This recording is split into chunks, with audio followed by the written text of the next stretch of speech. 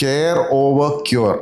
അതായത് പരിചരണത്തിനാണ് ചികിത്സയെക്കായാലും മുൻതൂക്കം. നമ്മൾ ജനിക്കാൻ ഒരു പ്രക്രിയയുണ്ട്. 9 മാസം അമ്മയുടെ വയറ്റിൽ കിടന്നു, ഗർഭപാത്രത്തിൽ കിടന്നു, കുട്ടപ്പനോ കുട്ടപ്പിയായിട്ട് ഇറങ്ങി വരും.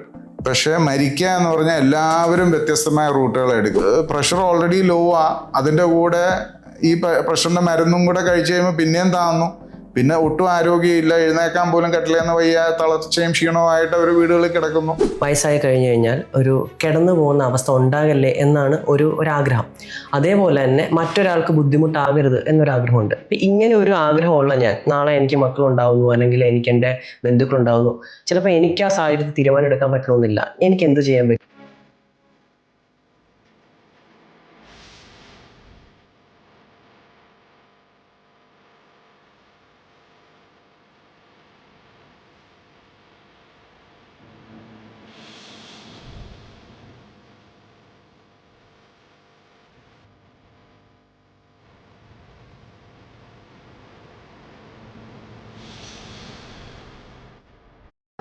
ഒരു വ്യക്തി യാദൃശ്ചികമായി അദ്ദേഹത്തിൻ്റെ ഫ്രണ്ടിൻ്റെ മാതാവിനെ സന്ദർശിക്കാനിടയായി. അവർ ഒരു നേഴ്സിംഗ് കെയറിലാണ് ഉണ്ടായിരുന്നത്.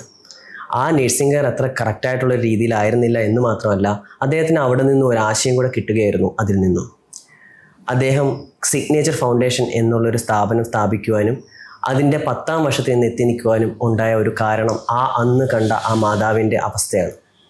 ഇന്ന് നമ്മുടെ കൂടെ ഉള്ളത് ജോസഫ് അലക്സ് എന്ന ആളാണ്. അദ്ദേഹമാണ് സിഗ്നേച്ചർ ഫൗണ്ടേഷൻ സ്ഥാപിച്ച് ഇന്ന് 10ാം വർഷത്തിലെത്തി നിൽക്കുന്നത്. Welcome sir. സർ, എന്തുകൊണ്ടാണ് സിഗ്നേച്ചർ ഏജ് കെയർ എന്ന് പറയുന്ന ഒരു ഫൗണ്ടേഷൻ? 10 കൊല്ലം മുന്നേ സിഗ്നേച്ചർ ഏജ് കെയർ സ്റ്റാർട്ട് ചെയ്യാൻ 2 കാരണങ്ങളുണ്ട്. ഒന്ന്, 95 മുതൽ ഞാൻ കോർപ്പറേറ്റ് മേഖലയിൽ സെയിൽസിൽ ജോലി ചെയ്യായിരുന്നു. സെയിൽസ് എന്ന് പറയുമ്പം എപ്പോഴും നമ്മൾ പുറത്തോട്ട് പോയി ആൾക്കാരെ കണ്ട് കൺവിൻസ് ചെയ്ത് ക്യാൻവാസ് ചെയ്ത് കൺവേർട്ട് ചെയ്യുന്നതാണ് ഒരു സെയിൽസ് എന്ന് പറയുന്നത്. അപ്പം ഒരു സ്റ്റേജ് കഴിഞ്ഞപ്പോൾ സെയിൽസ് മടുത്തു. അപ്പം ഞാൻ ആലോചിച്ച് തുടങ്ങി, എന്തെങ്കിലും ഒരു പ്രസ്ഥാനം തുടങ്ങണം, ആൾക്കാർ ഇങ്ങോട്ട് അന്വേഷിച്ച് വരുന്നത് എന്തെങ്കിലും ഒന്ന് തുടങ്ങാൻ പറ്റണം എന്നുള്ള രീതിയിൽ ചിന്തിച്ചു തുടങ്ങിയിരുന്നു. അങ്ങനെ ഇരിക്കുമ്പോഴാണ് ചെങ്ങന്നൂരടുത്ത് ഒരു അമ്മ ഒരു ഹോം നേഴ്സിൻ്റെ കാരുണ്യത്തിൽ കഴിയുന്നു. എൻ്റെ ഒരു സുഹൃത്തിൻ്റെ അമ്മയാണ്. അപ്പോൾ ആ അമ്മയെ വിസിറ്റ് ചെയ്യാൻ പോയപ്പം അമ്മയ്ക്ക് വേണ്ട പരിചരണം അവിടെ കിട്ടുന്നില്ല എന്നും അത് അങ്ങനെ ഒരുപാട് ആൾക്കാർ കേരളത്തിലുണ്ടാവും എന്നുള്ളൊരു തിരിച്ചറിവും ഒരു ബോധ്യവും ഒക്കെയാണ് ഇതിലേക്ക് തന്നെ എത്തിച്ചത്. ഇപ്പോൾ 10 വർഷം മുന്നേ തുടങ്ങുമ്പം ഇതിൻ്റെ വ്യാപ്തി എന്താണെന്നോ ഇതിന് ഇത്രയും ഒരു ഡെപ്ത് ഉണ്ടെന്നുള്ളത് എനിക്കറിയില്ലായിരുന്നു. വാർദ്ധക്യം എല്ലാവർക്കും വരുന്നതാണ്. ആ സമയത്ത് ഒരു ഹെൽപ്പ് എന്നുള്ള രീതിയിലാണ് ഞാൻ തുടങ്ങിയതെങ്കിലും over the years, last 10 years കൊണ്ട് it has evolved in a different way. In the sense അതൊരു പ്രൊഫഷണൽ നഴ്സിംഗ് കെയർ പ്രൊവൈഡ് ചെയ്യുന്ന ഒരു ഫെസിലിറ്റി ആയിട്ട് മാറി. പ്രൊഫഷണൽ കെയർ എന്ന് പറഞ്ഞാൽ നമ്മൾ വീട്ടിൽ കൊടുക്കുന്ന കെയർ അല്ല. എന്ന് പറഞ്ഞു കഴിഞ്ഞാൽ അറിവോടുകൂടി, നോളജോടുകൂടി ചെയ്യുന്നൊരിതാവുമ്പം ഇപ്പം ചെറിയ ചെറിയ കാര്യങ്ങൾ, ഡെയിലി പ്രഷർ നോക്കി അതിനനുസരിച്ച് മരുന്ന് കൊടുക്കുന്നു, അല്ലെ ഷുഗർ നോക്കി അതിനനുസരിച്ച് ഇൻസുലിനോ ടാബ്ലറ്റോ കൊടുക്കുന്നു, അല്ലെങ്കിൽ അങ്ങനെയുള്ള ചെറിയ ചെറിയ കാര്യങ്ങൾ ശ്രദ്ധിക്കുമ്പം ഒരു മനുഷ്യൻ്റെ ജീവിതത്തിൽ അല്ലെ വാർദ്ധക്യത്തിൽ അനാരോഗ്യത്തിലൊക്കെ വരുന്ന വ്യത്യാസം അല്ലെ ആ ഒരു ചേഞ്ച്, ആ ഒരു വെൽബീയിങ് ആണ് ഇവിടെ ഞങ്ങൾ കൂടുതലായിട്ട് എംഫസൈസ് ചെയ്യുന്നത്. Professional nursing care. ഇന്ത്യ എന്ന് പറയുന്നത് ഏതാണ്ട് 140 കോടി ജനങ്ങളോളമുള്ള ഒരു രാജ്യമാണ്. അപ്പോൾ യങ്ങസ്റ്റ് കൺട്രി എന്നൊക്കെ പറയുന്നുണ്ട്. എന്തുകൊണ്ടാണെന്ന് വെച്ചാൽ ഹ്യൂമൻ ക്യാപിറ്റലിനെ കൺസിഡർ ചെയ്യുന്നുണ്ട്. പക്ഷേ ഇതേ ഒരു സിറ്റുവേഷൻ കുറച്ച് നാൾ കഴിഞ്ഞ് കഴിഞ്ഞാൽ ഓൾഡസ്റ്റ് കൺട്രി ആയിട്ട് മാറാനുള്ള ഒരു സാഹചര്യം ഇല്ല. അപ്പോൾ ഈ ഓപ്പർച്യൂണിറ്റി കൂടി വരികയാണ്. അപ്പോൾ ഒരു യങ് ഏജിൽ നിന്നും ഒരു 30s അല്ലെ 40s ആളുകൾ ഇപ്പം എന്താ ചെയ്യേണ്ടത് ശരിക്കും, അവരുടെ ഒരു റിട്ടയർമെന്റ് ലൈഫ്? ബേസിക്കലി വേണ്ട തിരിച്ചറിവെന്ന് പറയുന്നത് age today is U and me tomorrow. കാര്യം നമ്മളെല്ലാവരും അങ്ങോട്ടാണ് എത്തുന്നതെന്നുള്ള തിരിച്ചറിവുണ്ടെങ്കിൽ ഇറ്റ് ബിക്കംസ് ഈസിയർ. അത് ഇപ്പം 50 വയസ്സോ 55 വയസ്സോ ഉള്ളവരും പ്രോബ്ലി പ്രായമാകും, അല്ലെങ്കിൽ എനിക്കൊരു വയ്യായിക വരും എന്ന് ഇന്ന് ചിന്തിച്ച് തുടങ്ങുകയല്ല. ആ മൈൻഡ് ആൻഡ് ബോഡി കോർഡിനേഷൻ ഇല്ലാണ്ട് വരുമ്പോഴാണ് പലപ്പോഴും പലരും ഇങ്ങനെയുള്ളതിനെക്കുറിച്ച് ചിന്തിച്ചു തുടങ്ങുന്നത്. എന്ന് പറഞ്ഞാൽ വാർദ്ധക്യത്തെക്കുറിച്ച് അല്ല അനാരോഗ്യത്തെക്കുറിച്ച് ചിന്തിച്ചു തുടങ്ങുക. അപ്പം ഒരു തിരിച്ചറിവാവുന്നിടം വരെ, തിരിച്ചറിവെന്ന് പറയുന്നത് നമ്മൾ കണ്ടും കേട്ടും സ്വയം അനുഭവിച്ചും ഒക്കെ വരുന്നൊരു ഒരു ഇതാണല്ലോ തിരിച്ചറിവെന്ന് പറയുന്നത്. അപ്പം വാർദ്ധക്യം അല്ലെങ്കിൽ അനാരോഗ്യം ഇത് രണ്ടും വന്നു കഴിഞ്ഞാൽ പിന്നെ നമ്മൾ ഒരാളുടെ കെയറോ കൺസേണോ കരുതലോ ഇല്ലാതെ ജീവിക്കാൻ പറ്റാത്തൊരവസ്ഥ എത്തുമ്പോഴാണ് ഞങ്ങളെപ്പോലുള്ള കെയർ ഹോംസിന്റെ പ്രസക്തി കൂടുതലായിട്ട് വരുന്നത്. ഓക്കെ, ഓൾഡ് ഏജ് ഹോം അല്ല കെയർ ഹോം ആണ്. കെയർ ഹോം എന്താ ഇത് തമ്മിലുള്ള ഒരു ഡിഫറൻസ് എന്താ? ഓൾഡ് ഏജ് ഹോമിൽ പ്രൊഫഷണൽ കെയർ ഉണ്ടാവില്ല. കെയർ ഹോം എന്ന് പറഞ്ഞാൽ professional nursing care, doctor visits ഇതെല്ലാം ഉണ്ടാവും. അപ്പൊ അവരുടെ ഒരുമാതിരിപ്പെട്ട ചെറിയ പ്രശ്നങ്ങൾ ഇപ്പം വാർദ്ധക്യത്തിൽ വരുന്നതെന്ന് പറഞ്ഞാൽ യൂറിനറി ഇൻഫെക്ഷൻ, ചെസ്റ്റ് ഇൻഫെക്ഷൻ, അല്ലെങ്കിൽ സോഡിയം കുറയുക, പൊട്ടാസ്യം കുറയുക, യൂറിൻ റിട്ടൻഷൻ വരിക, വയറ്റിൽ നിന്ന് പോകാതിരിക്കുക, ഇങ്ങനെയുള്ളതിനെല്ലാം ഇപ്പൊ നമ്മൾ വീടുകളിലാണെങ്കിൽ ന്യായമായ രീതിയിൽ ആശുപത്രിയിൽ പോകാതെ അതിനൊരു പരിഹാരം ഉണ്ടാകുകയില്ല. വേറാസ് ഇൻ എ കെയർ ഹോം ഇതെല്ലാം അന്നേരം ഇതെല്ലാം സോൾവ് ചെയ്ത് പോവുക. അപ്പൊ അതിന്റെ അഡ്വാൻറ്റേജ് എവിടാന്ന് ചോദിച്ചാൽ പലപ്പോഴും ആശുപത്രികളിൽ എത്താതെ ചെറിയ സൂചി കൊണ്ട് എടുക്കാവുന്നത് സൂചി കൊണ്ട് തന്നെ എടുക്കാം എന്ന് പറയുന്ന പോലത്തെ അവസ്ഥ. മറ്റേ തൂമ്പ കൊണ്ട് എടുക്കേണ്ട പോലെ വരുമല്ലോ, വെച്ചുകൊണ്ടിരുന്നത് അഗ്രവേറ്റ് ചെയ്ത് പോവാതെ ചെയ്യാൻ പറ്റും. ഈ കെയർ ഹോം പറഞ്ഞ കൂട്ടത്തിൽ നമ്മൾ സംസാരിച്ചപ്പോൾ പറഞ്ഞൊരു കാര്യമുണ്ട്, ഈ ആവശ്യമില്ലാതെയുള്ള ഹോസ്പിറ്റൽ വിസിറ്റുകൾ ഒഴിവാക്കുക, അതേപോലെ ഒരു വ്യക്തിക്ക് എങ്ങനെ മരിക്കണം എന്നുള്ള ആ മരണം, ഏതാണ്ട് 500ഓളം മരണം ഇതിനോടകം അതിന് നല്ല രീതിയിലുള്ള മരണങ്ങൾക്ക് സാക്ഷ്യം വഹിച്ചു എന്ന് ഞാൻ കേട്ടു. അപ്പം ഇതെങ്ങനെയാണ് വ്യത്യസ്തമാകുന്നത്? ബേസിക്കലി ഒരു കെയർ ഹോമിന്റെ ഒരു ഇമ്പോർട്ടൻസ് എന്ന് പറഞ്ഞാൽ it is care over cure. അതായത് പരിചരണത്തിനാണ് ചികിത്സയെക്കായാലും മുൻതൂക്കം. എന്ന് പറഞ്ഞാൽ ഒരു 70, 75, 80 വയസ്സുള്ള ഒരാൾക്ക് സർവ്വസാധാരണമായിരിക്കും ചെറിയ ചെറിയ അസുഖങ്ങളും കാര്യങ്ങളും ഒക്കെ വരിക എന്നുള്ളത്. അപ്പം നമ്മൾ ഇന്ന് എല്ലാം സ്പെഷ്യലൈസേഷൻ്റെ കാലമാണ്. ഇപ്പം എനിക്ക് എന്തെങ്കിലും ഒരു അസുഖമുണ്ട്, ഞാൻ അതിന് പോയി മരുന്ന് കഴിച്ചു കഴിയുമ്പോൾ ചിലപ്പോൾ എൻ്റെ ലിവറിനോ കിഡ്നിക്കോ, കാര്യം I M A aged person. 74, 75, 80 വയസ്സുള്ള ഒരാളെ സംബന്ധിച്ചോളം മരുന്നും കാര്യങ്ങളൊക്കെ ചെല്ലുമ്പോൾ ചിലപ്പോൾ കിഡ്നി അത് ആലോട് താങ്ങണമെന്നില്ല, ലിവർ അത് സപ്പോർട്ട് ചെയ്യണമെന്നില്ല. അങ്ങനെയൊക്കെ വരുമ്പോഴാണ് കൂടുതൽ കോംപ്ലിക്കേഷനിലേക്ക് പോവുക. അപ്പം ഞങ്ങൾ പറയുന്നത് അല്ലെങ്കിൽ പ്രാക്ടീസ് ചെയ്യുന്നതെന്ന് പറഞ്ഞാൽ കെയർ ഓവർ ക്യൂർ. അതായത് പരിചരണത്തിന് മുൻതൂക്കം കൊടുക്കുക ചികിത്സക്കായാലും. ഉള്ള സമയം നന്നാക്കുക, അല്ലാതെ ക്വാളിറ്റി ഇല്ലാത്തൊരു ലൈഫ് നീട്ടിക്കൊണ്ട് പോവുക എന്നുള്ളതല്ല. ബട്ട് നല്ല പരിചരണം കൊടുക്കുക, ഉള്ള സമയം സമാധാനത്തിലും സന്തോഷത്തിലും ജീവിക്കാനുള്ള സാഹചര്യവും ചുറ്റുപാടും ഒരുക്കി കൊടുക്കുക എന്നുള്ളതാണ്. ഓക്കെ, ഇപ്പം എൻ്റെയൊക്കെ ഒരു ആഗ്രഹം എന്ന് പറയുന്നത് വയസ്സായി കഴിഞ്ഞു കഴിഞ്ഞാൽ ഒരു കിടന്നു പോകുന്ന അവസ്ഥ ഉണ്ടാകല്ലേ എന്നാണ് ഒരാഗ്രഹം. അതേപോലെ തന്നെ മറ്റൊരാൾക്ക് ബുദ്ധിമുട്ടാകരുത് എന്നൊരാഗ്രഹമുണ്ട്. ഇപ്പം ഇങ്ങനെ ഒരു ആഗ്രഹമുള്ള ഞാൻ നാളെ എനിക്ക് മക്കളുണ്ടാവുന്നു, അല്ലെങ്കിൽ എനിക്ക് എൻ്റെ ബന്ധുക്കളുണ്ടാവുന്നു, ചിലപ്പോൾ എനിക്ക് ആ സാഹചര്യത്തിൽ തീരുമാനം എടുക്കാൻ പറ്റണമെന്നില്ല. എനിക്ക് എന്ത് ചെയ്യാൻ പറ്റും? ഇതുപോലൊരു ട്രീറ്റ്മെൻറ്റാണ് വേണ്ടത്. എല്ലാവരുടെയും ആഗ്രഹം അങ്ങനെയാണ്. അതായത് ഒരു നല്ല മരണം കിട്ടണം, ആരെയും ബുദ്ധിമുട്ടിക്കാതെ നിപ്പി പോകാൻ പറ്റണം, ആർക്കും ഒരു ഭാരമാവരുത് എന്നൊക്കെ എല്ലാവരും ആഗ്രഹിക്കും. അത് ആരെയും കുറ്റം പറയാൻ പറ്റില്ല. പക്ഷെ അത് 1 in 100 ആയിരിക്കും, അല്ലേനോ ഒരു 10% കൂടുതൽ ആൾക്കാരൊന്നും അങ്ങനെ നിപ്പിൽ പോകാൻ ഭാഗ്യം ചെയ്തവരല്ല. 90% ആൾക്കാർ, 90 to 95% ആൾക്കാരും 6 മാസം മുതൽ 6 വർഷമോ 10 വർഷമോ ഒക്കെ സ്ട്രഗിൾ ചെയ്തും കിടന്നും, അല്ലെങ്കിൽ ശരീരം പൊട്ടിയും ട്യൂബിൽ കൂടെ ഭക്ഷണം കഴിക്കേണ്ട അവസ്ഥയും യൂറിൻ ട്യൂബ് ഇട്ടും the end stage of life is very difficult and different for everybody. അതായത് ഞാൻ എപ്പോഴും പറയും, നമ്മൾ ജനിക്കാൻ ഒരു പ്രക്രിയയുണ്ട്. 9 മാസം അമ്മയുടെ വയറ്റിൽ കിടന്നു, ഗർഭപാത്രത്തിൽ കിടന്നു, കുട്ടപ്പനോ കുട്ടപ്പിയായിട്ട് ഇറങ്ങി വരും. പക്ഷെ മരിക്കുക എന്ന് പറഞ്ഞാൽ എല്ലാവരും വ്യത്യസ്തമായ റൂട്ടുകൾ എടുക്കും. ഒരേ അസുഖമായിരിക്കും, പക്ഷെ അവരുടെ അവസാന നിമിഷങ്ങൾ അല്ല അവസാന കുറച്ച് വർഷങ്ങൾ പലർക്കും വ്യത്യസ്തമായിരിക്കും. അത് ചിലർ ഒരുപാട് സ്ട്രഗിൾ ചെയ്തും ബുദ്ധിമുട്ടിയൊക്കെ അത് അതിൻ്റെ ഫിനിഷിംഗ് പോയിന്റിൽ എത്താൻ പറ്റുള്ളൂ. ഇപ്പം ഞാൻ ഉൾപ്പെടെ ഉള്ളവർ വിശ്വസിക്കുന്നത് ഒരാളുടെ ജീവൻ എത്രത്തോളം നീട്ടിക്കൊടുക്കാമോ അത്രത്തോളം ചെയ്യാം. കാര്യം സയൻസ് ഇങ്ങനെ വളർന്നുകൊണ്ടിരിക്കുകയാണ്. ഒരുപക്ഷെ ഫർദർ ട്രീറ്റ്മെൻറ്റ് ഓപ്ഷൻസ് ഉണ്ടെങ്കിൽ അത് കൊടുക്കണം എന്ന് വിശ്വസിക്കുന്നതാണ്.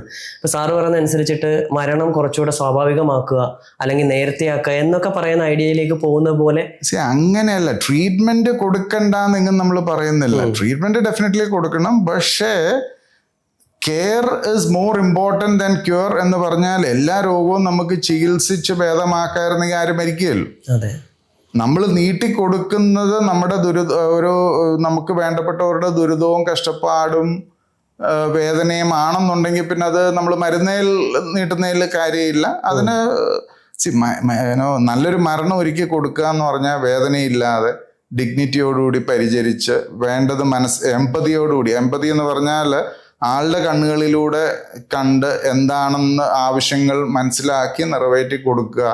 ഇപ്പം ചിലപ്പം കിടക്കുന്ന ഒരാൾക്ക് വർത്താനം പറയാൻ മേല, ശകലം വെള്ളം വേണം എന്നായിരിക്കാം, അല്ലെ എന്നെ ഒന്ന് തിരിച്ച് കിടത്തണമെന്നായിരിക്കും അദ്ദേഹം. അതൊക്കെ നമ്മൾ വായിച്ച ആളുടെ മനസ്സ് വായിച്ച് മനസ്സിലാക്കി എടുക്കുന്നതിനാണ് എമ്പതി എന്ന് പറയാം. അപ്പൊ ആ പ്രൊഫഷണൽ കെയറിൽ എമ്പത്തറ്റിക് കെയറും എല്ലാം വരും. Because the nurses are train for that. അവർ പഠിക്കുകയും അതിനെക്കുറിച്ച് അറിവും ഒക്കെ ഉള്ളവരാകുമ്പം അത് കുറച്ചുകൂടെ ഇപ്പം ഞാൻ പറയുന്ന ഒരു പ്രായമുള്ള ഒരാളെ ഒന്ന് തിരിച്ച് കിടത്തണമെങ്കിൽ കൂടെ അതിനൊരു രീതിയുണ്ട്. നമ്മൾ പ്രായമുള്ള ഒരാളുടെ കയ്യെ പിടിച്ചോ കാലെ പിടിച്ചോ അങ്ങോട്ടും ഇങ്ങോട്ട് വലിച്ചു കഴിഞ്ഞാൽ അത് വിട്ടുപോകാം. അപ്പം അത് മനസ്സിലാക്കി ചെയ്തു കൊടുക്കുക, അറിഞ്ഞു ചെയ്യുക എന്ന് പറയുന്നതാണ് പ്രൊഫഷണൽ കെയർ എന്ന് പറയുന്നത്. ഒരാൾ അഡ്മിഷൻ എടുക്കുന്നു, അവിടെ തൊട്ട് എങ്ങനെയാണ് പരിചരണം?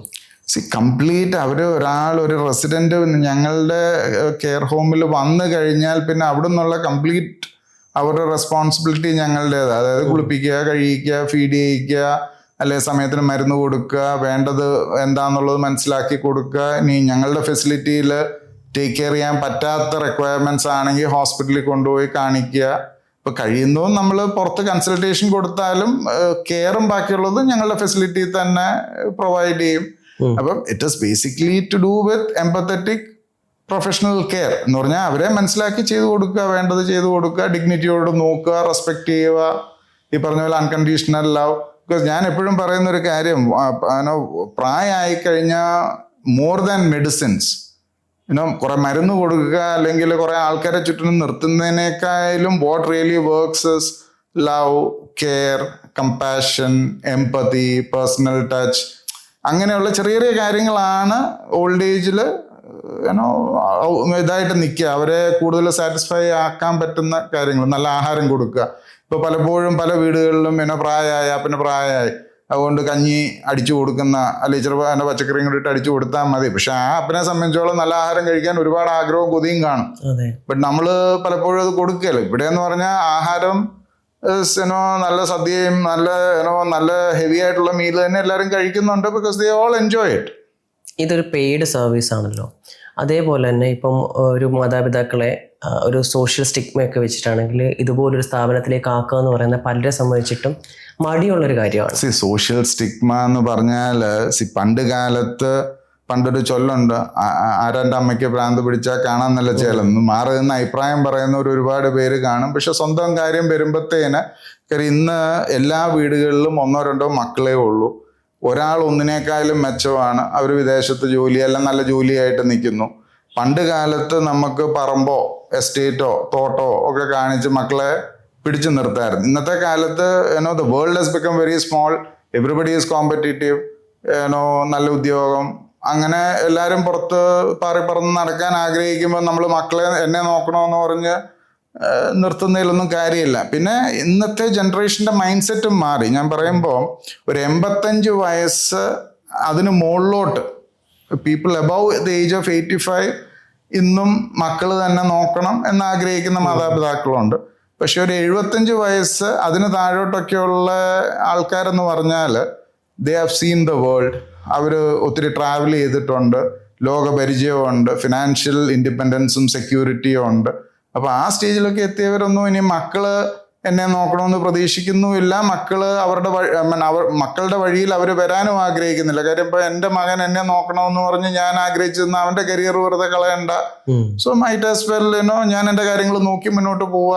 ഇനിയിപ്പോൾ ആ ഒരു സ്റ്റിഗ്മയൊക്കെ മാറും. കാര്യം നമ്മുടെ നാട്ടിൽ നോക്കാൻ ആളെ കിട്ടാൻ പാടാണ്. ഇവിടെ ഇവിടുന്ന് യങ്ങർ ജനറേഷൻ പുറത്തു പോയി കെയർ ഹോംസിലാണ് ജോലി ചെയ്യുന്നത് അധികവും. അപ്പൊ ആ സ്റ്റിഗ്മയൊക്കെ മാറും. ഈ പൊതുവേ നമ്മൾ ഒരു സമയം കഴിഞ്ഞ് കഴിഞ്ഞപ്പോൾ നേരത്തെ പറഞ്ഞ പോലെ ഒരു 60+ അല്ലെങ്കിൽ ഒരു 70+ ആകുമ്പം സ്വാഭാവികമായിട്ട് കണ്ടുവരുന്ന കുറേ കണ്ടീഷൻസ് ഉണ്ട്. അപ്പോൾ അതിലൊന്നാണ് നമ്മൾ സാധാരണ പറയുന്ന മറവി രോഗം പോലെയുള്ള കണ്ടീഷൻസ്. ഇനി അതും കഴിഞ്ഞ് കഴിഞ്ഞാൽ പലർക്കും എല്ല് തേയ്മാനം പോലെയുള്ള അല്ലെങ്കിൽ വാർദ്ധക്യ സഹജമായ മറ്റസുഖങ്ങൾ വരും. ഇതും കഴിഞ്ഞ് കഴിഞ്ഞാൽ പിന്നെ കുറച്ച് പേരുള്ള പ്രത്യേകിച്ച് പ്രശ്നങ്ങളൊന്നും കാണത്തില്ല, പക്ഷെ അവർക്ക് അവരുടെ ആ ലോൺലിനെസ് എൻജോയ് ചെയ്യാനൊന്നും പറ്റുന്നില്ല എന്നുള്ള സാഹചര്യമുള്ളവർ കാണും. ഇവിടെ എങ്ങനെയാണ് സിഗ്നേച്ചർ ഒരു ഫെസിലിറ്റി ഒരുക്കുന്നത്? ബേസിക്കലി അവരുടെ മെന്റൽ ആൻഡ് ഫിസിക്കൽ വെൽബീയിങ്ങിന് വേണ്ടതെല്ലാം ചെയ്യുക എന്നുള്ളതാണ്. ഇപ്പം സോഷ്യൽ ആക്ടിവിറ്റീസ് ഉണ്ട്, അവരെ ഒന്നിച്ചിപ്പം എല്ലാ ദിവസവും ഇൻവേരിയബിളി വൈകുന്നേരങ്ങളിലും രാവിലെയും ഗ്രൂപ്പ് ആക്ടിവിറ്റീസ് ഉണ്ട്. പലരും പുറത്തിറങ്ങി എന്തെങ്കിലുമൊക്കെ ആക്ടിവിറ്റീസ് ചെയ്യാൻ പറ്റുന്നവർക്ക് എല്ലാം തന്നെ ചെയ്യും. അങ്ങനെ അവരെ എൻഗേജ് ചെയ്തിരുത്തുന്ന രീതിയിലുള്ള ആക്ടിവിറ്റീസ് ഉണ്ടോന്ന്. Loneliness is definitely a big killer. കാര്യം ഒറ്റയ്ക്ക് വീടുകളിൽ താമസിക്കുന്നത് വെച്ച് നോക്കുമ്പം ദേ ഓൾ എൻജോയ്. ആദ്യമേ വരുമ്പം ഒരു അപ്രിഹെൻഷൻ കാണും, പക്ഷെ വന്ന് 1-2 ആഴ്ച നിന്ന് കഴിയുമ്പം ദേ start realising okay this is better. കാര്യം എൻ്റെ കാര്യങ്ങളെല്ലാം ഭംഗിയായിട്ട് നടക്കുന്നുണ്ട്. ഐ ആം ഓൾസോ ഞാൻ സിമ്പിളായിട്ട് പറയുന്നത് എന്നാന്ന് ചോദിച്ചു കഴിഞ്ഞാൽ ഇപ്പൊ പ്രഷറിന് മരുന്ന് കഴിക്കുന്ന ഒരാൾ വീട്ടിലായിരിക്കുമ്പോൾ പ്രഷർ നോക്കാതെ രാവിലെയും വൈകിട്ടും ഡോക്ടർ പറഞ്ഞു എന്ന് പറഞ്ഞിട്ട് പ്രഷർ കഴിക്കുന്നു. പ്രൊഫഷണൽ കെയർ ഹോമിൽ അങ്ങനെ രാവിലെ പ്രഷർ നോക്കി പ്രഷർ കുറവാണ് എന്നുണ്ടെങ്കിൽ നമ്മൾ അന്നേരം മരുന്ന് കൊടുക്കുന്നില്ല. ഒരു മണിക്കൂറോ 2 മണിക്കൂറോ 3 മണിക്കൂറോ കഴിയുമ്പോൾ ഒന്നുകൂടെ നോക്കി ആവശ്യമുണ്ടെങ്കിൽ ആ മരുന്ന് കൊടുക്കുക. അതേ സമയത്ത് പ്രഷർ ഓൾറെഡി ലോ അതിൻ്റെ കൂടെ ഈ പ്രഷറിന്റെ മരുന്നും കൂടെ കഴിച്ചു കഴിയുമ്പോൾ പിന്നെയും താന്നു, പിന്നെ ഒട്ടും ആരോഗ്യമില്ല, എഴുന്നേക്കാൻ പോലും കട്ടിലേന്ന് വയ്യ, തളർച്ചയും ക്ഷീണവുമായിട്ട് അവർ വീടുകളിൽ കിടക്കുന്നു.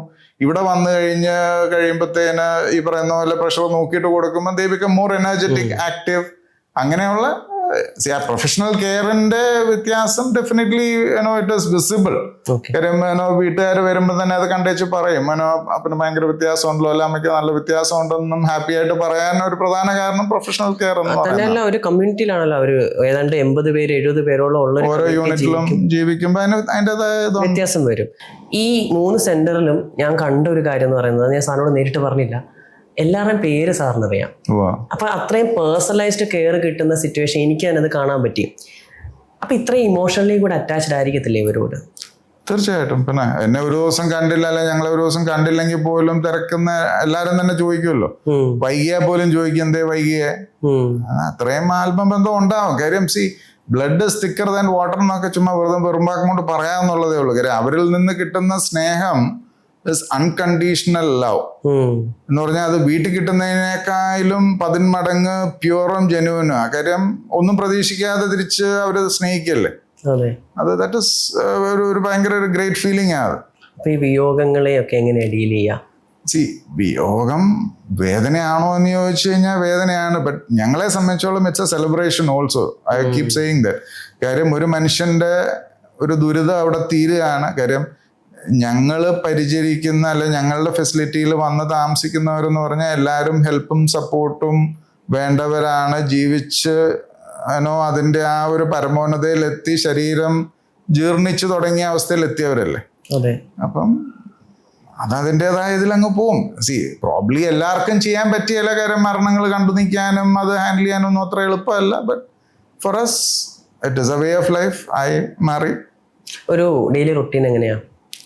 ഡെയിലി റുട്ടീൻ എന്ന് പറഞ്ഞാൽ രാവിലെ വീട്ടിൽ നിന്ന് ഇറങ്ങിക്കഴിഞ്ഞാൽ ഈ പറഞ്ഞ 210 പേരെ തീരുന്നിടം വരെ ഒരു 5-6 ഒരു മേ ബി രാവിലെ 10 മണിക്ക് വീട്ടിൽ 10-10:30 ഇറങ്ങിക്കഴിഞ്ഞാൽ ബൈ ഒരു 2 മണിയാകുമ്പത്തേന് എല്ലാവരെയും കണ്ടു കഴിയും. പിന്നെ ബാക്കി അഡ്മിനിസ്ട്രേഷൻ അങ്ങനെ. സോ ഐ പേഴ്സണലി എല്ലാ including Sundays every day I visit everybody. Okay. ഇപ്പം നമ്മൾ സ്റ്റാർട്ടിങ്ങിൽ ഒരു സ്റ്റോറി പറഞ്ഞു. എന്താ ശരിക്കും സാറന്ന് അങ്ങനെ ഒരു പ്രൊവക്കേഷൻ ഉണ്ടാവാൻ മാത്രം ഉണ്ടായതെന്താ? എന്ന് പറഞ്ഞു കഴിഞ്ഞാൽ ആ വീട്ടിൽ ചെല്ലുമ്പം ഒരു ഹോം നേഴ്സിനെ ഏൽപ്പിച്ചിട്ടാണ്, അവിടുത്തെ എൻ്റെ സുഹൃത്ത് അമ്മേനെ ഏൽപ്പിച്ചിട്ടാണ് സൗദിയിൽ ജോലിക്ക് പോകുന്നത്. ഉത്തമ വിശ്വാസം അമ്മയെ ആ ഹോം നേഴ്സ് പരിചരിക്കുന്നുണ്ട് എന്നുള്ളതിൽ. പക്ഷെ ഞാൻ അതിലെ പോയപ്പോൾ ഒന്ന് കയറാനിടയായി, കാണാനിടയായി. അപ്പം കാണുമ്പം ഒരു വൃത്തിഹീനമായ അന്തരീക്ഷം, വൃത്തിക്ക് കുളിപ്പിക്കുന്നില്ല, അല്ലെ സമയത്തിന് കഴിവുമോ, കിടപ്പായിട്ടുള്ളൊരു അമ്മയായിരുന്നു. അപ്പം ദാറ്റ് വാസ് അമ്മയുടെ ഹെൽപ്ലെസ്നെസ്സും ആ നോട്ടവും ഒക്കെ ഒരു നമ്മളെ ജീവിതത്തിൽ തുളച്ചു കയറുക എന്ന് പറയല്ലേ. നമുക്കൊരു you feel really guilty of not being able to do anything for her. അപ്പം അങ്ങനെ ഒരു ഫീലിംഗ് തോന്നി. അപ്പോഴാണ് ഞാൻ ഈ പറഞ്ഞ പോലെ സെയിൽസിൽ നിന്ന് മാറി എന്തെങ്കിലും ചെയ്യണമെന്ന് ചിന്തിച്ചുകൊണ്ടിരുന്ന സമയം ഇതെല്ലാം കൂടെ ഒരു സ്പാർക്ക്, ഒരു ടേണിംഗ് പോയിന്റ് ഇൻ ലൈഫ് എന്ന് പറയാം. ഇതെല്ലാം കൂടെ അങ്ങനെ വന്നു, സാഹചര്യങ്ങൾ ഒത്തു വന്നു, തുടങ്ങി. ഓക്കെ. ഇപ്പോൾ ഈ നമ്മൾ ഈ പരിചരണത്തെ പറ്റി പറയുന്ന പോലെ തന്നെ പല സെന്ററുകളിലും അബ്യൂസ് നടക്കാറുണ്ട്. അപ്പോൾ അതിനെന്താ അതിനെ എങ്ങനെയാണ് നമുക്ക് ഡീൽ ചെയ്യാൻ പറ്റുക? Basically when you do it with your heart ഇതിനൊന്നും വലിയ പ്രസക്തിയില്ല. ബിക്കോസ് ഞാൻ എപ്പോഴും പറയും I would like to call myself a social entrepreneur എന്ന് പറഞ്ഞ ഒരു സോഷ്യൽ കോസിന് വേണ്ടി ചെയ്യുന്നു. ഇപ്പൊ പൈസ മാത്രം നോക്കിയിട്ടാണെങ്കിലും ഞാൻ ഇന്ന് ചാർജ് ചെയ്യുന്നതിന്റെ 2 ഇരട്ടി ചാർജ് ചെയ്താലും ആൾക്കാർ വരും എന്നുള്ള ഉത്തമ വിശ്വാസം എനിക്കുണ്ട്. കാര്യം that is what we are doing എന്ന് പറഞ്ഞാൽ നല്ല കെയർ പ്രൊവൈഡ് ചെയ്യുന്നുണ്ട് എന്നുള്ളത് അറിയാം. പക്ഷേ more than money it is that great feeling of നമ്മളിപ്പം ചെന്ന് കഴിഞ്ഞാൽ the feeling of being wanted, the feeling of respect, the feeling of love, ഇതൊക്കെ കാശ് കൊടുത്താൽ കിട്ടുന്നതല്ലല്ലോ. അത് ആ ചെയ്യുന്നതിൽ നിന്ന് വരുന്ന ഒരു പുണ്യ ഒരു പേ ബാക്ക് ആയിട്ടാണ് ഞാൻ കാണുന്നതിന്. ഓക്കെ, ഞാൻ നേരത്തെ ചോദിച്ചതിലേക്ക് തന്നെ വരാം. ആസ് എ പേഴ്സൺ ഞാൻ എപ്പോൾ തൊട്ട് എൻ്റെ ഒരു എൽഡർലി കെയർ അല്ലെങ്കിൽ എൻ്റെ റിട്ടയർമെന്റ് പ്ലാൻ ചെയ്ത് തുടങ്ങണം? റിട്ടയർമെന്റ് ഫിനാൻഷ്യൽ പ്ലാനിങ് ഒക്കെ ചെറുപ്പത്തിലേ ചെയ്യണം. ബട്ട് ദ മൂമെന്റ് നമുക്കൊരു തിരിച്ചറിവായി നമ്മുടെ ആരോഗ്യം നമ്മൾ വിചാരിക്കുന്ന പോലെ അല്ല, അല്ലെങ്കിൽ ഐ എം എയിലിംഗ്, അന്നേരമാണ് ഇതിനെക്കുറിച്ചൊക്കെ ചിന്തിച്ച് തുടങ്ങേണ്ടത്. അപ്പം ഇതിനകത്ത് ഇപ്പം നമ്മൾ എൻഡ് ഓഫ് ലൈഫിനെ കുറിച്ചൊക്കെ സംസാരിക്കുകയോ അല്ലെങ്കിൽ അതിനെക്കുറിച്ച് ചിന്തിച്ച് തുടങ്ങുകയോ ചെയ്യുമ്പം ആണ് ലിവിങ് വില്ല് എഴുതുകയോ ഒക്കെ ചെയ്യേണ്ടത്. അത് ഇന്നും ഇപ്പം നമ്മൾ സംസാരിക്കുന്ന സമയത്തും അത് അതിൻ്റെ നേസൻ സ്റ്റേജിലാണ്. കാര്യം ഗവൺമെൻറ്റിൻ്റെ ഇതനുസരിച്ച് എന്തോ ഒരു നോഡൽ ഓഫീസറോ അങ്ങനെയൊക്കെ പോയി ഇത് ചെയ്യണം, അങ്ങനെയൊക്കെയാണ് അതിൻ്റെ ചുറ്റുവട്ടങ്ങൾ വരുന്നത്. ബട്ട് അറ്റ്ലീസ്റ്റ് നമ്മളൊരു ബില്ല് എഴുതുന്ന പോലെ ലിവിങ് ബില്ല് ഒരു സ്റ്റാമ്പ് പേപ്പറിൽ എഴുതി നോട്ടറൈസ് ചെയ്ത് കഴിഞ്ഞാൽ ഒന്നുമില്ലേ മക്കൾക്ക് ഒരു തീരുമാനം എടുക്കാൻ എളുപ്പമുണ്ടാവും.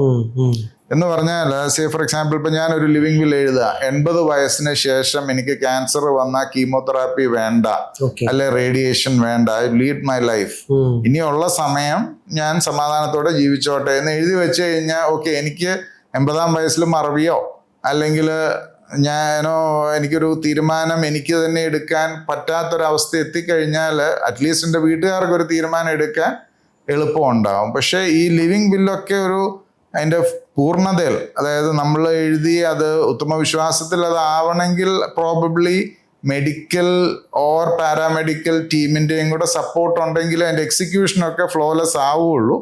V are too early. അതിങ്ങനെ അതിനെക്കുറിച്ചുള്ള സംസാരവും കാര്യങ്ങളും ഒക്കെ നടക്കുന്നേ ഉള്ളൂ. ഇപ്പം എൻ്റെ അനുഭവത്തിൽ as you said we have handle more than 500 deaths. ഒരുപാട് പേരുടെ ക്ലോസ് ക്വാർട്ടേഴ്സിൽ കണ്ടിട്ടുണ്ട്. ചിലരൊക്കെ എന്ന് പറഞ്ഞാൽ നമ്മൾ പ്രാക്ടിക്കൽ ആവേണ്ടിടത്ത് ചിലർ ഇമോഷണൽ ആവും. അതെവിടെയാന്ന് ചോദിച്ചാൽ invariably when it comes to the last stages of life you and me don't get to decide for ourselves. നമ്മളല്ല തീരുമാനം എടുക്കുക, അത് മറ്റുള്ളവരാണ്, നമുക്ക് ചുറ്റും നിൽക്കുന്നവരാണ്. അതെൻ്റെ ഭാര്യയാവാം, മക്കളാവാം, സഹോദരങ്ങളാവാം. അന്നേരത്തെ ഒരു ഇൻസ്റ്റിങ്ക്റ്റ് തന്നെ എൻ്റെ അപ്പനെ രക്ഷിക്കണം, എന്ത് ചെയ്തും എന്ത് വില കൊടുത്തും എൻ്റെ അപ്പനെ രക്ഷിക്കണം. ഇപ്പം നമ്മൾ പലരും ആശുപത്രിയിലൊക്കെ ചെന്ന് ഇമോഷണലായി ആവശ്യമില്ലാതെ അപ്പനെ അമ്മയും പിടിച്ച് ICUയിൽ കയറ്റി അല്ലെങ്കിൽ വെന്റിലേറ്ററിൽ ഇട്ടു. അതുകൊണ്ട് നീട്ടിക്കൊടുക്കുന്നത് 8, 10, 15, 20, 5, 6 മാസത്തെ ദുരിതം നീട്ടിക്കൊടുക്കുന്നു എന്നുള്ളതല്ലാതെ ഇറ്റ് ഇസ് നോട്ട് ആ ഒരു ക്വാളിറ്റി ലൈഫോ നല്ലൊരു ഓർത്തിരിക്കാൻ പറ്റിയ സമയമോ ഒന്നും അല്ല ഉണ്ടായിരുന്നില്ല. അപ്പം ഞാൻ പറയുന്ന ലിവിങ് ബില്ല് എഴുതുന്നത് അവനവന്റെ സുരക്ഷയ്ക്ക് വേണ്ടിയിട്ടെന്ന് നമുക്ക് വിശ്വസിക്കാം. ബട്ട് അത് അതിൻ്റെ ഇംപ്ലിമെന്റേഷൻ കുറച്ചുകൂടെ ഒക്കെ പക്ക ആവണമെങ്കിൽ ഡെഫിനറ്റ്ലി ഹോസ്പിറ്റൽസോ അല്ലെങ്കിൽ ഞങ്ങളെ പോലുള്ള പാരാമെഡിക്കൽ കെയർ ഹോംസോ ഒക്കെ അതിനകത്തേക്ക് വന്നാലേ ഉള്ളൂ അതിന്റെ പൂർണ്ണതയിലെത്താൻ പറ്റുള്ളൂ എന്നുള്ളതാണ് എൻ്റെ ഒരു ഫീലിംഗ്. കാര്യം ഞാൻ ലിവിങ് വില്ല് എഴുതി വെച്ചാലും അതിന്റെ എക്സിക്യൂഷൻ ആരാ ചെയ്യാൻ പോകുന്നത്? Because I am incapacitated at that point. അപ്പം എനിക്ക് ചുറ്റും നിൽക്കുന്ന പ്രായോഗികമായിട്ട് ചിന്തിക്കുന്ന ആരെയെങ്കിലും, അത് ചിലപ്പോൾ എൻ്റെ അളിയനാവാം, എൻ്റെ അനിയനാവാം, ആരാണോ പ്രായോഗികമായിട്ട് ചിന്തിക്കുക അവരെ ഇത് എൻട്രസ്റ്റ് ചെയ്യുക, so that he or she takes initiative to convince people around. Okay, ഇപ്പോൾ 10 വർഷമായി സിഗ്നേച്ചർ ഏജ് കെയർ സ്റ്റാർട്ട് ചെയ്തിട്ട്. ഈ 10ാം വർഷം നിൽക്കുമ്പോൾ ഒരുപാട് അനുഭവങ്ങൾ ഉണ്ടായിട്ടുണ്ടായിരിക്കും. അതിൽ മറ്റുള്ളവർ അറിയണം എന്ന് വിചാരിക്കുന്ന എന്തെങ്കിലും ഒരു അനുഭവം ഒന്ന് ഷെയർ ചെയ്യാമോ? ഒരുപാടുണ്ട്.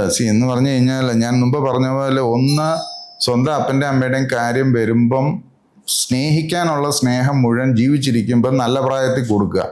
അല്ലാതെ വയ്യാണ്ടായി കഴിഞ്ഞേച്ച് അല്ലെങ്കിൽ മരിക്കാറായി കഴിയുമ്പം വലിയൊരു ആശുപത്രി കൊണ്ടുപോയി കിടത്തി കുറെ കാശ് മുടക്കി ട്രീറ്റ്മെൻറ്റ് ചെയ്തിട്ടല്ല അപ്പനോടും അമ്മയോടോ ഉള്ള സ്നേഹം കാണിക്കേണ്ടത്. കാര്യം അവർക്ക് എവറിബഡി വിൽ ഡൈ. അപ്പം ആ ഒരു സമയം കഴിഞ്ഞാൽ പിന്നെ ദുരിതം നീട്ടി കൊടുക്കാതിരിക്കാൻ ശ്രമിക്കുക എന്നുള്ളതാണ്. പിന്നെ the other is life is short എന്ന് പറഞ്ഞാൽ നല്ല ഓർമ്മകൾ നിലനിർത്തിക്കൊണ്ട് സ്നേഹത്തോടെ അന്നത്തെ കാര്യം നോക്കി എല്ലാവരോടും സ്നേഹത്തിൽ പെരുമാറിപ്പോയാൽ that's a best because see ഞാൻ ഈ പറഞ്ഞ പോലെ ഒരു 500 പേരിൽ ഒരു 70% ആൾക്കാരോടെങ്കിലും 1-to-1 കോണ്ടാക്റ്റും അല്ലെങ്കിൽ 1-to-1 ഡെയിലി കാണുകയും സംസാരിക്കുകയും ഒക്കെ ചെയ്തുകൊണ്ടൊക്കെ ഇരുന്ന ആൾക്കാരായിരിക്കും. അപ്പം ഇവരൊക്കെ ഓവറോൾ പറയുന്നത് എന്നാന്ന് വെച്ച് കഴിഞ്ഞാൽ I haven't lived four myself. അവസാനം വരുമ്പം ഞാൻ ഒറ്റയ്ക്കാണ് ഈ വേദന മുഴുവൻ സഹിക്കേണ്ട വന്നത്, അല്ല ഞാൻ ഒറ്റപ്പെടലും. കാര്യം nobody can do it for you. ഞാൻ പറയും നമുക്ക് ആരോഗ്യമില്ല, നമ്മൾ കെട്ടിലായി കഴിഞ്ഞാൽ ആർക്കെങ്കിലും വന്ന് നമ്മളെ നടത്താൻ പറ്റുമോ? നമ്മൾ തന്നെ ഇതെല്ലാം ബെയർ ചെയ്യണം. അപ്പം അന്നേരം തിരിഞ്ഞു നോക്കുമ്പം മെനി പീപ്പിൾ ഫീൽ ദാറ്റ് എനിക്ക് കുറച്ചുകൂടെ എൻ്റെ കാര്യം നോക്കി നടക്കാമായിരുന്നു. അത് ആരെയും കുറ്റം പറഞ്ഞിട്ട് കാര്യമില്ല. നമ്മൾ the moment you are bone with responsibilities. അതായത് അപ്പനോടും അമ്മയോടും ഉള്ള, സഹോദരങ്ങളോടുള്ള റെസ്പോൺസിബിലിറ്റി, പഠിക്കാൻ പോകുമ്പം പിന്നെ കോളേജും സ്കൂളും അങ്ങനെയുള്ള ഇത്, ഈ പറഞ്ഞ കല്യാണം കഴിച്ചു കഴിഞ്ഞാൽ ഭാര്യയായി മക്കളായി ഉത്തരവാദിത്തങ്ങൾ അല്ലെങ്കിൽ ജോലി, ഇതെല്ലാം കഴിഞ്ഞിട്ട് പിന്നെ ബാക്കിയുള്ളവർക്ക് ജീവിക്കാൻ എവിടെയാ സമയം? ഇന്നിപ്പം മക്കളെ കെട്ടിച്ചു വിട്ട് മക്കൾ അത്യാവശ്യം നല്ല നിലയിലായി കഴിഞ്ഞാൽ കൊച്ചുമക്കളെ വളർത്താനും കൂടെ ഉള്ള ഇതിലായി പോകുന്നു. പിന്നെ അവർക്ക് വേണ്ടി ജീവിക്കാൻ പലപ്പോഴും മറന്നു പോവുകയും സമയമില്ലാതെയും ഒക്കെ ആയി പോകുന്നുണ്ട്. അപ്പൊ അതിനെയൊക്കെ ഓവർകം ചെയ്യണം. കാര്യം നമ്മൾ നമുക്ക് വേണ്ടിയും കൂടെ ജീവിക്കണം. Life is short, make use of it. എനിക്ക് തോന്നുന്നു ഒരു പ്രായം കഴിഞ്ഞു കഴിഞ്ഞാൽ റെസ്പോൺസിബിലിറ്റീസ് വെച്ചൊഴിഞ്ഞ് അവരവരുടെ കാര്യം നോക്കണം എന്നുള്ളതാണ്. ഇപ്പം നമ്മള് പുറത്തുള്ള രാജ്യങ്ങളിൽ നോക്കിയാൽ people downsize at some point. അതെ, അതായത് ഇപ്പൊ 50 വയസ്സ് 55 വയസ്സായി കഴിയുമ്പോൾ എൻ്റെ അത്യാവശ്യം ഫിനാൻഷ്യൽ സെക്യൂരിറ്റി ഒക്കെ ആയി കഴിഞ്ഞാൽ മക്കളുടെ വഴിക്ക് പോകുന്നു. വല്ലപ്പോഴും ഒക്കെ അങ്ങോട്ടും ഇങ്ങോട്ടും ഫങ്ഷൻസ് ഒക്കെ വരുമ്പം കാണുന്നു, അല്ലെങ്കിൽ ഫെസ്റ്റീവ് ഒക്കേഷൻസ് വരുമ്പം കൂടുന്നു. That is all. ഇത് അല്ലാതെ അവരുടെ മക്കളെ വളർത്താന്നുള്ള ഗ്യാരണ്ടി എടുത്തുകൊണ്ട് മുന്നോട്ട് ജീവിച്ചു കഴിഞ്ഞാൽ പിന്നെ നമുക്ക് ജീവിക്കാൻ സമയമില്ല. അതെ അതെ, അവരവിടെ ഷെയർ ചെയ്യുന്ന സന്തോഷമാണ്, ബേർഡൻ അല്ല. കുട്ടികളെ വളർത്തുകയോ അല്ലെങ്കിൽ ഇതിപ്പം പലപ്പോഴും ഇന്നിപ്പം നോക്കിക്കഴിഞ്ഞാൽ ഒരു 90% നമ്മുടെ മലയാളികളും ഒരു they take pride at some point in time saying that എൻ്റെ മകൻ US-ലാണ്, UK-ലാണ്, UN-ലാണ്, അങ്ങനെ അവിടെ ജോലി ചെയ്യുന്നു, ഇവിടെ ജോലി ചെയ്യുന്നു, അങ്ങനെ അതിൽ അഭിമാനിക്കും. ഇതെല്ലാം കഴിഞ്ഞേച്ച് പിന്നെ ഒരു സ്റ്റേജും ഉണ്ട്, മക്കളെ വളർത്തി, കൊച്ചുമക്കളെ വളർത്തി, ഇതെല്ലാം കഴിഞ്ഞേച്ച് പിന്നെ ഒറ്റപ്പെട്ട് കഴിയുമ്പോഴത്തേന് അവര് ജീവിക്കാൻ മറന്നുപോയെന്ന് വരുന്നൊരവസ്ഥ വരും. ഈ പറഞ്ഞതുപോലെ തന്നെ നേരത്തെ പറഞ്ഞൊരു പോയിന്റ് ഉണ്ടല്ലോ, ഈ ബേർഡൻ എന്ന് പറയുന്ന കാര്യം. അതായത് ഇപ്പൊ ഹോസ്പിറ്റലൈസ്ഡ് ആയി, നമ്മളെ പൈസ ഒന്നും കാണത്തില്ല, പക്ഷെ ഈ ഇമോഷന്റെ പുറത്ത് ഒരുപാട് പേര് ഡിസിഷൻ എടുത്ത് ലക്ഷങ്ങളും കോടികളും ഒക്കെ കടമാക്കി വെക്കുന്ന സിറ്റുവേഷൻസ് വരാറുണ്ടല്ലോ. ഞാൻ ചോദിക്കുന്നത്, ഈ തിരിച്ചറിവ് എന്ന് പറയുന്നത് ഇനിയും വരാൻ സമയമെടുക്കും. കാര്യം ഈ ലവ് ഓവർ ദ ഇമോഷൻ വരുന്ന ഈ പറയുന്ന സാധനങ്ങളൊക്കെ ആൾക്കാർക്ക് മനസ്സിലാവത്തില്ല. ഞാൻ ചോദിക്കുന്നത്, ഏജ്ഡ് കെയർ എന്ന് പറയുന്നത് ശരിക്കും എവിടെ സ്റ്റാർട്ട് ചെയ്യേണ്ടത്? ഏജ് കെയറിൽ ഡേ ടു ഡേ അഡ്മിഷൻസിന് വരുന്നത് ആരും അവരല്ല വിളിക്കുന്ന, അവരുടെ മക്കളാണ്. Because they have pass that stage. ഞാൻ എനിക്ക് വേണ്ടി തീരുമാനം എടുക്കാനുള്ള സമയം അതിക്രമിച്ചു പോയി, ഞാൻ ഇൻകപ്പാസിറ്റേറ്റഡ് ആയി, എനിക്കൊരു ഡിസിഷൻ എടുക്കാൻ പറ്റാത്തതുകൊണ്ടാണ് എൻ്റെ മക്കളോ മരുമക്കളോ ആരോന്ന് വെച്ച് തീരുമാനം എടുക്കുക. അതേസമയത്ത് ഞങ്ങളുടെ എക്സ്പീരിയൻസിൽ നിന്ന് we have come out with a membership program called Vayojan. അതെന്ന് പറയുന്നത് ഞാൻ എനിക്ക് വേണ്ടി തന്നെ തീരുമാനം എടുക്കുക, എൻ്റെ മക്കളല്ല തീരുമാനം എടുക്കുന്നത്, ഞാൻ തന്നെ തീരുമാനം എടുത്ത് നേരത്തെ പറയുകയാണ്, എനിക്ക് ഇത്ര ഒരു പ്രായം കഴിഞ്ഞ് എനിക്ക് വയ്യാണ്ടായി കഴിഞ്ഞാൽ, എന്തെങ്കിലുമൊക്കെ വന്നു കഴിഞ്ഞാൽ എൻ്റെ ഫോൾ ബാക്ക് അല്ലെങ്കിൽ എൻ്റെ ഒരു സുരക്ഷയ്ക്ക് വേണ്ടിയിട്ടാണ് ഞാൻ ആ മെമ്പർഷിപ്പ് പ്രോഗ്രാം എടുത്തേക്കുന്നത്. അത് അവരവരെടുക്കുന്ന തീരുമാനം. അപ്പം ഞാൻ പറയും അത് നമ്മൾക്ക് നമ്മളുടെ ആരോഗ്യത്തിൽ ഒരു സംശയം തോന്നി തുടങ്ങി, നമ്മളൊരു ബാധ്യതയായി മാറണ്ട ആർക്കും എന്നൊക്കെയുള്ള ചിന്തയായി കഴിയുമ്പോഴാണ് മെമ്പർഷിപ്പിനെ കുറിച്ചുള്ള ഇത് വരുന്നത്. റെഗുലർ കെയർ ഹോമിൽ വരുന്നത് എനിക്ക് വയ്യ, എൻ്റെ മക്കൾ എനിക്ക് വേണ്ടി തീരുമാനം എടുക്കുന്നു. സാറിന്റെ ഒരു ഏജിങ് പ്ലാൻ എന്താ ശരിക്കും?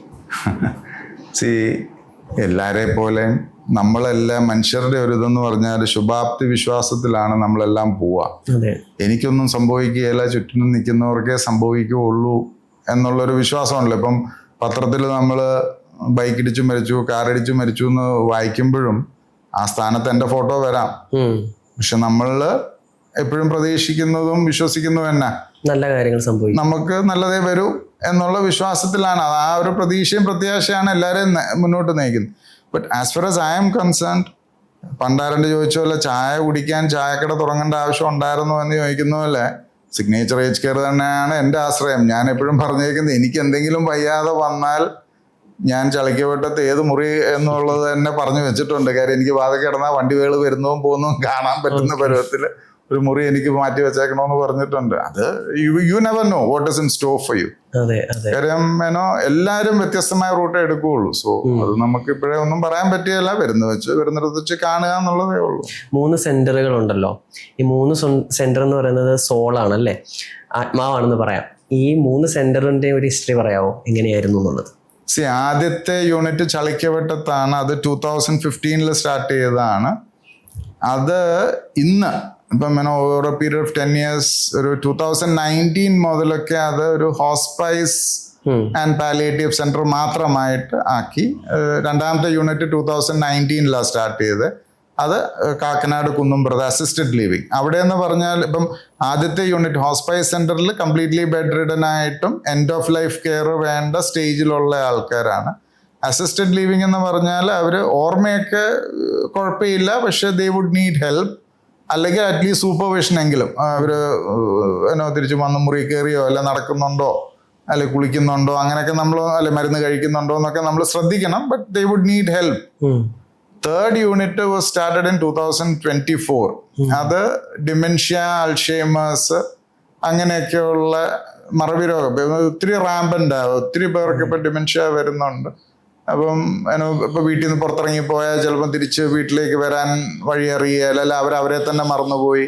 അപ്പൊ അങ്ങനെയുള്ളവരാണ് ഡിമെൻഷ്യ ഹോമിൽ. ഈ 3 സെന്റേഴ്സ് ആണ് ഇപ്പം നിലവിലുള്ളത്. എക്സ്പാൻഷൻ പ്ലാൻ എന്തെങ്കിലും ഉണ്ടോ? തീർച്ചയായിട്ടും ഉണ്ട്. സ്വന്തമായിട്ട് ബിൽഡിംഗ് ഒക്കെ പണിത് ഒരു എല്ലാം കൂടെ ഒന്ന് ഇന്റഗ്രേറ്റ് ചെയ്യണമെന്നൊക്കെ ആഗ്രഹമുണ്ട്. ബട്ട് ആസ് ഐ സെഡ് ഇതൊരു സോഷ്യൽ എന്റർപ്രൈസ് ആയിട്ട് കൊണ്ടുപോകാനാണ് എനിക്ക് ആഗ്രഹം. ലോണൊക്കെ എടുത്ത് ഒരുപാട് ബാധ്യതയൊക്കെ ആയി വരുമ്പോൾ നാച്ചുറലി ഇതിന്റെ ഇപ്പൊ ചാർജ് ചെയ്യുന്നതിന്റെ ഡബിളൊക്കെ ചാർജ് ചെയ്താലേ ചിലപ്പോൾ ഓപ്പറേറ്റ് ചെയ്യാൻ പറ്റുള്ളൂ. അപ്പൊ അതുകൊണ്ട് ഇങ്ങനെ ബാക്ക് ബെഞ്ച് നിൽക്കുന്നു. ബട്ട് ഡെഫിനറ്റ്ലി ഫ്യൂച്ചറിൽ എക്സ്പാൻഷൻ ആഗ്രഹമുണ്ട്. എന്നെ സംബന്ധിച്ചിട്ട് ഞാൻ മനസ്സിലാക്കിയ ഒരു കാര്യം, വെയിറ്റിംഗ് ലിസ്റ്റിലാണ് ആളുകൾ ഇപ്പോൾ ഉള്ളത്. അതായത് അഡ്മിഷൻ ആളുകൾക്ക് കൂടുതൽ വേണം, അല്ലെങ്കിൽ സർവീസ് വേണം. അപ്പോൾ എനിക്ക് തോന്നുന്നു ഇത്തരം സ്ഥാപനങ്ങളുടെ പ്രസക്തമായിട്ടുള്ള കാര്യങ്ങൾ അല്ലെങ്കിൽ പ്രസക്തി കൂടി വരുന്ന ഒരു സമയം കൂടി. തീർച്ചയായിട്ടും കൂടി വരത്തേ ഉള്ളൂ. ബട്ട് അത് നല്ല കെയർ കിട്ടുകയും നല്ല പേരെടുക്കുകയും ഗുഡ് വില്ല് മെയിൻറ്റെയിൻ ചെയ്ത് പോവുകയൊക്കെ ചെയ്യണമെങ്കിൽ അതുപോലെ അതിനകത്ത് എഫേർട്ട് ഇട്ടാലേ പറ്റുള്ളൂ. ഒരാള് എന്നെ പറയുന്ന നല്ല കെയർ കിട്ടിയില്ല, പരാതി പറഞ്ഞു കഴിഞ്ഞാൽ ബാഡ് മൗത്തിങ് ആണല്ലോ പെട്ടെന്ന് ഫാസ്റ്റായിട്ട് ഇത് ചെയ്യുന്നത്. ഇപ്പം ഞങ്ങളെ സംബന്ധിച്ചോളം നോക്കിക്കഴിഞ്ഞാൽ ഒരു 99.9% ആൾക്കാരും they are happy with what we do for dum.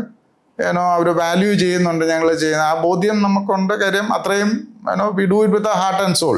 അത് ഞാൻ മാത്രമല്ല, താഴോട്ടുള്ള ഞങ്ങളുടെ എല്ലാ സ്റ്റാഫും അങ്ങനെ തന്നെ ചെയ്യും. അങ്ങനെ ഒരു സോളും ഹാർട്ടും ഇല്ലാത്ത സ്റ്റാഫൊന്നും അവിടെ അധികം നാൾ നിൽക്കത്തുമില്ല. അവർക്ക് തന്നെ മനസ്സിലാവും ഈ പ്രസ്ഥാനത്തിനകത്ത് അവർ ജെല്ലി ചെയ്യല എന്നുള്ളവർ മനസ്സിലാക്കും. ഈ ഇങ്ങനെ ഒരു പ്രസ്ഥാനം നടത്തിക്കൊണ്ട് പോകുമ്പോൾ എന്തൊക്കെ ചലഞ്ചസ് ആവുന്നത്? ഈ ഞങ്ങൾ തമാശയായിട്ടാണെങ്കിലും പറയും, കാലൻ ഒന്ന് വന്നു കഴിഞ്ഞാൽ ചിലപ്പോൾ ഒറ്റയടിക്കും 3-4 പേരെയും കൊണ്ടായിരിക്കും പോവാ. പറഞ്ഞു മനസ്സിലായി. അപ്പം അങ്ങനെ ഈ പറയുന്ന പോലെ മരണങ്ങൾ എപ്പോഴും സംഭവിച്ചുകൊണ്ടിരിക്കും. ആരെങ്കിലും പെട്ടെന്ന് സിക്കാവും, ചിലപ്പോൾ ഹോസ്പിറ്റലിൽ പോകണം. അപ്പം വി ആർ ഓൾ 24 hours അലേർട്ടായിട്ടുള്ള ജോലി തന്നെയാണ്. കാര്യം ഇവിടുന്നൊക്കെ മാറി ഇതിൽ നിന്നൊക്കെ കട്ട് ഓഫ് ചെയ്ത് നിൽക്കുക എന്ന് പറഞ്ഞാൽ പാടാണ്. ഇന്റർവ്യൂ നടക്കുമ്പോൾ പോലും ഫോൺ അവിടെ കിടന്ന് അടിക്കുന്നുണ്ട്. നമ്മുടെ ഉള്ളിന്റെ ഉള്ളിൽ ആരാണ് വിളിക്കുന്നത്, എന്തെങ്കിലും അത്യാവശ്യമാണോ എന്നുള്ളത് മനസ്സിൽ എപ്പോഴും പോയിക്കൊണ്ടിരിക്കും. അപ്പൊ എവറി ഫോൺ കോൾ ഇസ് പിന്നെ എന്നെ സംബന്ധിച്ചോളം ഒരു ദിവസം ഒരു റഫ് എസ്റ്റിമേറ്റ് നോക്കിയാൽ ഒരു 100 കോളെങ്കിലും ഒരു 80 കോളെങ്കിലും ഡെഫിനറ്റ്ലി ഒരു ദിവസം വരും. ആ കോളിനകത്ത് നോക്കിയാൽ ഒരു 70 കഥയായിരിക്കും. എന്ന് പറഞ്ഞാൽ അപ്പൻ സ്ട്രോക്ക് ആയിട്ട് വീണു, അല്ലെങ്കിൽ അമ്മ സിക്കാണ്, ക്രിട്ടിക്കലാണ്, അങ്ങനെ ഇപ്പം എല്ലാവർക്കും നമുക്ക് കേറ്റർ ചെയ്യാനും ചിലപ്പം പറ്റിയല്ല. നമ്മുടെ രീതിയായിട്ട് ചിലപ്പോൾ എല്ലാവരും ഒത്തുപോയെന്ന് വരികയല്ല. എങ്കിലും I M saying there is definitely a need for it. But അത് ഇന്ന് റെസിഡൻസിനെ കിട്ടാനല്ല പാട്, മനസ്സിന് നന്മയുള്ള ഇതിനെ നോക്കാൻ പറ്റുന്ന ആൾക്കാരെ കിട്ടുക എന്നുള്ളതാണ് ഈ ഇൻഡസ്ട്രിയിലെ ഏറ്റവും വലിയ ചലഞ്ച്. എന്നെ സംബന്ധിച്ചിട്ട് ഇന്നത്തെ ഒരു ദിവസം എന്താ പറയുക, ഏതാണ്ട് 200-ലധികം ആൾക്കാരെ എനിക്ക് തോന്നുന്നു സാച്ചുറേഷൻ പോയിന്റിലെത്തി ഞാൻ. 210 പേരെ കണ്ടു. അതെ, അത്രയും പേരെ ഞാൻ കണ്ടു. അത്രയും പേരെ കണ്ടതും ഞാൻ, അതായത് ഞാൻ പഠിച്ചപ്പോഴോ അല്ലെങ്കിൽ ഞാൻ വർക്ക് ചെയ്തപ്പോഴോ ഒന്നും കാണുന്ന ഒരു പോപ്പുലേഷനെ അല്ല. എൻ്റെ ഡിഫറെൻ്റ് ആയിട്ടുള്ള പോപ്പുലേഷൻ, ജീറിയാട്രിക് പോപ്പുലേഷൻ, അതിനെ ഓൾഡ് ഏജ് എന്ന് വിളിക്കാൻ പറ്റുന്ന, നാളെ ഞാനും ആ സ്റ്റേജിലേക്ക് എത്തുന്നതാണ്. ശരിക്കും ഞാൻ അവിടെ കണ്ടപ്പോൾ, അവരെ കണ്ടപ്പോൾ എനിക്കുണ്ടായ ഒരു ഇൻസൈറ്റ് അത് തന്നെയാണ്. എനിക്കും ഏജിങ്ങിലേക്ക് എത്തുമ്പോൾ എന്തെങ്കിലുമൊക്കെ ചെയ്യേണ്ടതുണ്ടല്ലോ എന്നുള്ള കാര്യം. 3 സെൻറ്ററിനും അതിൻ്റെതായിട്ട് ഐഡൻറ്റിറ്റി ഉണ്ട്. 3 സെൻറ്ററിലും എനിക്ക് വിസിറ്റ് ചെയ്യാൻ ഉള്ളൊരു ഭാഗ്യം ലഭിച്ചു. അതേപോലെ സാറിൻ്റെ കൂടെ ഒരു ഏതാണ്ട് 6-7 മണിക്കൂർ നമ്മൾ ഒരുമിച്ചുണ്ടായി. അപ്പം എനിക്ക് തോന്നുന്നു ഈവൻ ഫുഡ്, അവിടുത്തെ ഫുഡ് ഉൾപ്പെടെയുള്ള കാര്യങ്ങൾ എനിക്ക് എൻജോയ് ചെയ്യാൻ പറ്റി. റെസിഡൻസിന് കൊടുക്കുന്ന ഫുഡാണ്. അതെ, അതെനിക്ക് മനസ്സിലായി. അപ്പം എനിക്ക് തോന്നുന്നു ഇതൊരു കാലത്തിന്റെ നീഡാണ്. അപ്പം ഞാൻ ഉൾപ്പെടെ ഇപ്പൊ എൻ്റെ ഒരു ആഗ്രഹം കൂടിയാണ്, ഇത് ഫർദർ എക്സ്പാൻഡ് ചെയ്യപ്പെടേണ്ടതാണ്. ഇപ്പൊ സാറിൽ നിന്നല്ലെങ്കിൽ സാറിൻ്റെ വരും തലമുറയിലേക്കായാലും അല്ലെങ്കിൽ മറ്റുള്ളവർ ഏറ്റെടുത്തിട്ടായാലും ഇത്തരം പ്രസ്ഥാനങ്ങൾ വരികയും ഒരു ഓൾഡ് ഏജ് എന്നുള്ള നെഗറ്റീവ് സ്റ്റിഗ്മ മാറ്റി നിർത്തിക്കൊണ്ട് ഇതിന്റെ നീഡ് മനസ്സിലാക്കി ഇത് മുന്നോട്ട് വരുവാണെങ്കിൽ എനിക്ക് തോന്നുന്നു ഇതൊരു സോഷ്യൽ കോസ് തന്നെയാണ്, ഒരു സോഷ്യൽ മൂവ്മെന്റ് തന്നെയാണ്. അപ്പം ഇത്രയും നേരം നമ്മളോട് സംസാരിച്ചതിന് നന്ദി. Thank you.